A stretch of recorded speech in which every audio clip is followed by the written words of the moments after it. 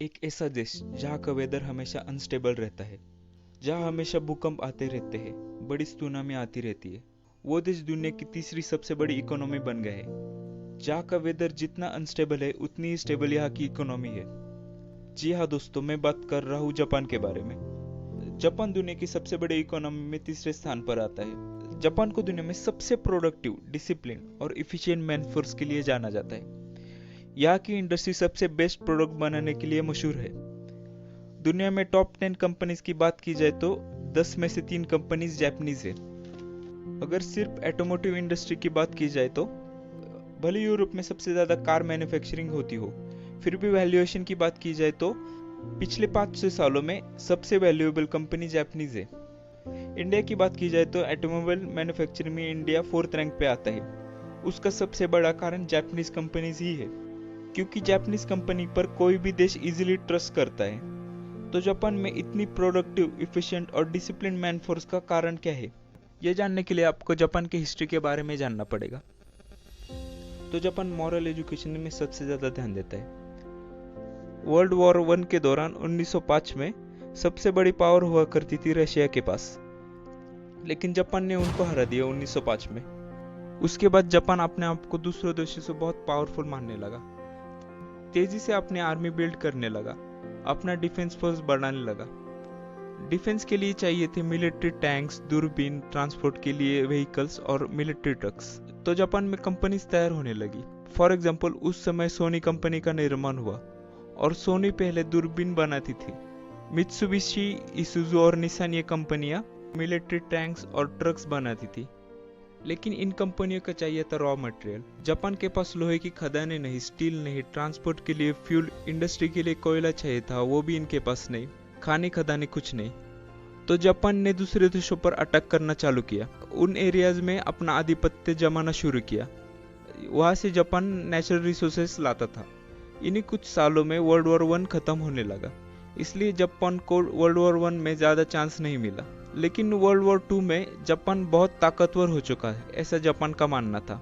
तो world war 2 में Japan छोटे छोटे देशों पर हमला करने लगा। जापान अपने देशवासियों से कहने लगा डिफेंस फोर्स ज्वाइन करो। जापान का डिफेंस फोर्स तेजी से बढ़ने लगा, जापान का कॉन्फिडेंस और बढ़ने लगा।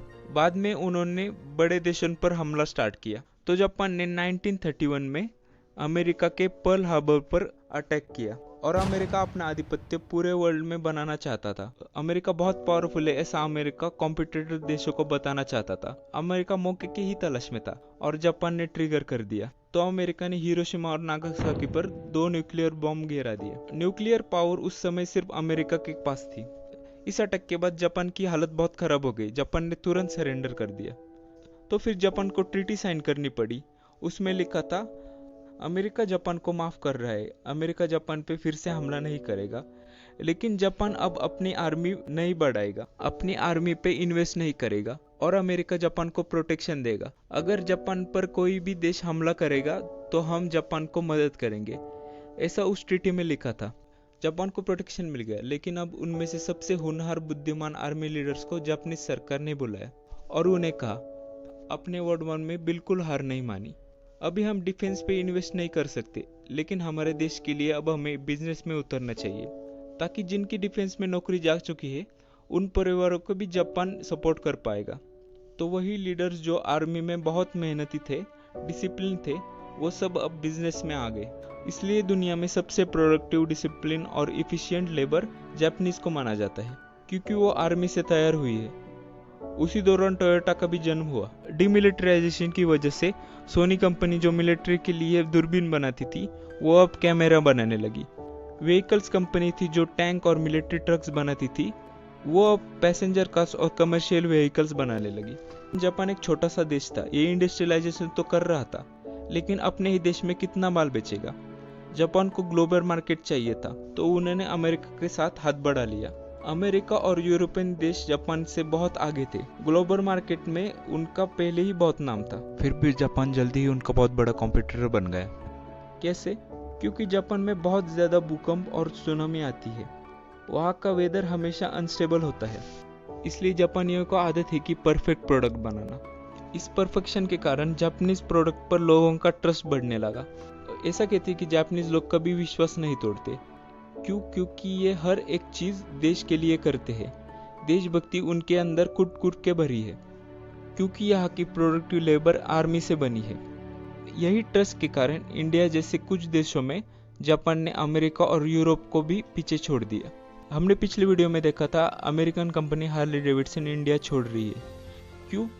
क्योंकि उनका कॉम्पिटिटर होंडा इन्हें टिकने ही नहीं दे रहा। होंडा एक जापानीज कंपनी है जिस पे हर कोई ट्रस्ट करता है।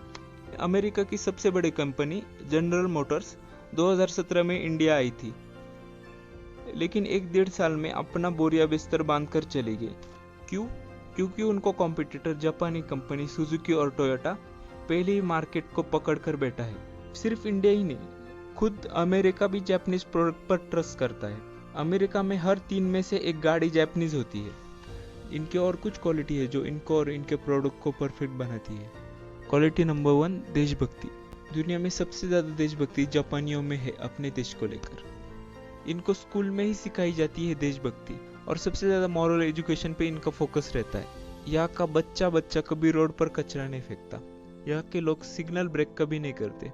जापानी मार्केट सभी देशों के लिए खुला है, फिर भी यहाँ 95% प्रोडक्ट जापानीज होते हैं और सिर्फ 5% प्रोडक्ट किसी और कंट्री के होते हैं। ये इतने देशभक्ति कि यहाँ के लोग अपनी लोकल लैंग्वेज को सबसे पहला प्रेफरेंस देते हैं और दूसरे लैंग्वेज को कभी नीचा नहीं दिखाते। ग्लोबल मार्केट एक्वायर करने के लिए भी इन्होंने दूसरी लैंग्वेज का सहारा नहीं लिया। जब जापानी मार्केट एक्वायर करने की कोशिश कर रहे थे तो ये कहते थे, भले आप अंग्रेजी या अन्य भाषा बोल नहीं पाते, भाषा सिर्फ कम्युनिकेशन का साधन है। कोई भी भाषा उनके नॉलेज का प्रमाण तो बिल्कुल नहीं हो सकता। इन्होंने इनके ही भाषा के दम पर पूरा ग्लोबल मार्केट एक्वायर कर लिया। Number 2, discipline and time value. Japanese लोग 1 मिनट से ज़्यादा डिले नहीं होते। कुछ भी काम हो ऑन टाइम वहाँ पहुँचते हैं, ऑन टाइम काम पूरा कर देते हैं। ये टाइम को बहुत ज़्यादा वैल्यू देते हैं। अगर किस कारण डिले हो जाए फिर भी एक भी व्यक्ति सिग्नल नहीं तोड़ता। यहाँ के बुलेट ट्रेन का delay time on an average 18 second है, और 15 सेकेंड से ज़्यादा ट्रेन डिले हो गई तो उन्हें सर्टिफिकेट मिलता है। ये सर्टिफिकेट बच्चे स्कूल में दिखाते हैं। मतलब वो कहते हैं हम बिल्कुल टाइम पे थे, लेकिन ट्रेन 15 सेकेंड लेट थी, इसलिए 15 सेकेंड आने में देरी हो गई। 2011 में जापान में बड़ा भूकंप आया था। कईयों के घर तबाह हुए थे, कईयों की जीवित हानि हो चुकी थी। वहां पर खाने के लिए लाइन लगती थी, फिर भी एक ने भी लाइन नहीं तोड़ी। 8-8 घंटे ये लाइन में रहते थे। हालत नियंत्रण में आने के बाद वहां पर एक भी चोरी चकारी नहीं हुई। ये टाइम और डिसिप्लिन को बहुत ज्यादा महत्व देते हैं। Number 3, deep listening skill. Japanese लोग बहुत डीप लिसनर होते हैं। कोई भी मीटिंग हो या कुछ और, जापानीज लोग बहुत ध्यान से सुनते हैं। भले आगे वाला कुछ भी बेवकूफ़ी वाली बात करता हो, फिर भी ये मन लगाकर सुनते हैं, नोट्स बनाते हैं, फिर पोलाइटली जवाब देते हैं। पोलाइटनेस भी इनकी एक क्वालिटी है। इसी क्वालिटी की वजह से बाकी देशों ने इनके प्रोडक्ट को एक्सेप्ट कर लिया, और इसी की वजह से ही जापान का कोई कट्टर दुश्मन नहीं। ये 4 मेन क्वालिटीज है। और कुछ क्वालिटीज है जैसे कि honestly dealing with others, respect for others, preference for doing things by hand, undefined political ideology, emotionally aggressive, और ये जबान के बहुत पक्के होते। अभी कहा हमने, ये जबान के बहुत पक्के होते। इनका ऑर्डर कभी डिले नहीं होता। ऑन टाइम मैन्युफैक्चरिंग का सर्विस भी प्रोवाइड करते हैं, वो भी टाइम पर। डिले ना होने की वजह से ट्रस्ट बढ़ता है। ये लोग जो कार्टून्स बनाते हैं उनमें भी परफेक्शन होता है। जापानी लोगों ने दुनिया को सबसे ज़्यादा मैनेजमेंट मॉड्यूल दिए हैं। For example, total quality management TQM, thrust platform module TPM, PDCA, plan do check act, quality circle, kaizen. ये सब मॉड्यूल हम एक एक करके आगे की वीडियो में कवर करते जाएंगे। इस वीडियो में हमने देखा जापान की हिस्ट्री और कुछ जापानीज क्वालिटीज। फिलहाल के वीडियो में सिर्फ इतना ही। अगर आपका कुछ सुझाव हो तो नीचे कमेंट में ज़रूर बताना। अगर आपको वीडियो अच्छा लगे तो लाइक बटन, और अगर आप चैनल पर नए हो तो सब्सक्राइब बटन पे दे धक्का। And finally, thanks for watching.